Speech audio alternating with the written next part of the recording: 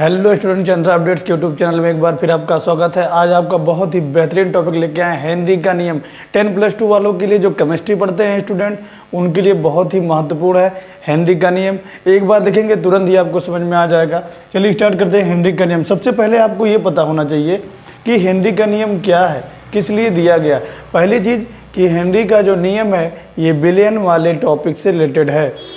Henry ने क्या किया, इनका पूरा नाम विलियम हेनरी है, विलियम हेनरी, ध्यान दीजिएगा, विलियम हेनरी। इन्होंने जो अपना कॉन्सेप्ट दिया 1803 ईस्वी में दिया। इन्होंने क्या किया, विभिन्न गैसों की द्रव में विलेयता के आधार पर, ध्यान दीजिएगा, विभिन्न गैसों की द्रव में विलेयता के आधार पर उनका मात्रात्मक अध्ययन किया और एक नियम दिया जिसे हेनरी का नियम कहते हैं। फिर से समझते हैं हेनरी साहब ने क्या किया। हेनरी साहब ने लिक्विड में, यानी कि द्रव हो या विलयन में, जो गैस की मात्रा घुल जाती है उस पर इन्होंने अध्ययन किया और नियम क्या दिया, ध्यान दीजिएगा। हेनरी साहब ने क्या बताया कि किसी एकांक आयतन के विलयन में घुली हुई गैस की मात्रा उस विलयन पर गैस द्वारा लगाए गए वाष्प दाब के अनुक्रमानुपाती होता है। एक बार फिर से समझेंगे विलियम हेनरी का जो नियम है। हेनरी साहब ने क्या बताया, इन्होंने बताया कि यदि कोई लिक्विड या विलयन में कोई द्रव, कोई गैस घुलती है तो घुली हुई गैस की मात्रा हम ज्ञात कैसे करेंगे। इसके लिए इन्होंने एक नियम दिया जिसे हेनरी का नियम कहते हैं। एक बार फिर से समझेंगे, एकांक आयतन के विलयन में या कोई एक निश्चित विलयन हो और ताप स्थिर हो, ध्यान रखिए, स्थिर ताप पर किसी निश्चित विलयन में घुली हुई गैस की मात्रा उस विलयन पर गैस द्वारा लगाए गए दाब के अनुक्रमानुपाती होता है।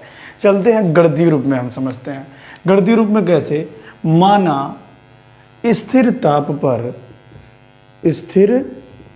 पर यानी कि ताप स्थिर हो, माना स्थिर ताप पर एकांक आयतन के विलयन में घुली हुई गैस की मात्रा W ग्राम है, घुली हुई गैस की मात्रा W ग्राम, और गैस द्वारा विलयन पे लगाया गया दाब P है, लगाया गया दाब P है। तो हेनरी के नियमानुसार, ध्यान दीजिएगा, हेनरी के नियमानुसार W प्रोपोर्शनल P, यानी कि घुली हुई गैस की मात्रा विलयन पर गैस द्वारा लगाए गए दाब के समानुपाती होता है।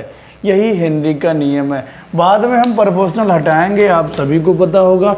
जब प्रोपोर्शनल हटाते हैं तो कुछ स्पेशल अल्फ़ाबेट लिख देते हैं। जहाँ के है, के क्या है, हेनरी नियतांक या हेनरी स्थिरांक। बात समझ में आई। हेनरी का नियम एक बार और देख लेते हैं। हेनरी ने क्या किया, किसी विलयन में घुली हुई गैस की मात्रा ज्ञात करने के लिए एक नियम दिया। उन्होंने बताया कि स्थिर ताप पर किसी विलयन में घुली हुई गैस की मात्रा उस विलयन पर गैस द्वारा लगाए गए दाब के अनुक्रमानुपाती होता है। ये हेनरी का नियम है। अच्छा, हेनरी के नियम की भी कुछ सीमाएं हैं, ये जरूर आपको पता होनी चाहिए। हेनरी के नियम की सीमाएं क्या हैं? सीमाएं ये हैं कि दाब बहुत अधिक नहीं होना चाहिए, पहली चीज, और दूसरी चीज ताप भी अधिक नहीं होना चाहिए। अर्थात हेनरी का नियम सामान्य ताप दाब पर ही लागू होगा। चलिए आगे देख लेते हैं इसका उपयोग क्या है। हेनरी के नियम का उपयोग भी बहुत है।